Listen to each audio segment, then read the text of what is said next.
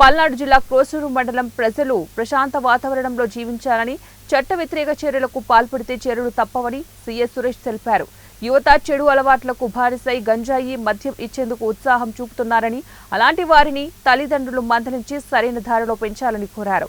అక్రమ ఇసుక రవాణా, అనుమతులు లేని మద్యం దుకాణాలు, రేషన్ మాఫియాను అరికట్టేందుకు పోలీసులు సిద్ధంగా ఉన్నారని సీఏ సురేష్ తెలిపారు. మా పరిధిలో ఎలాంటి అవినీతి కార్యక్రమాలు జరగకుండా అన్ని విధాల ప్రజలకు సర్వీస్ చేసే విధంగా మా సిబ్బందిని కూడా మోటివేట్ చేస్తాము. ఎలాంటి అలసత్వం లేకుండా సిబ్బంది అంతా కూడా సక్రమంగా విధులు నిర్వర్తించే విధంగా, ప్రజల సేవ చేసే విధంగా అందరినీ కూడా మోటివేట్ చేస్తాము. అదేవిధంగా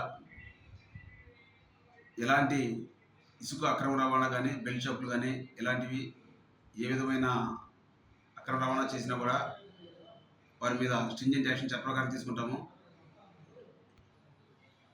ముఖ్యంగా యువత ఆల్కహాలు, గంజాయి వంటి చెడు అలవాట్లకు బానిసలై వారి జీవితాన్ని పాటు చేసుకుంటూ ఉన్నారు.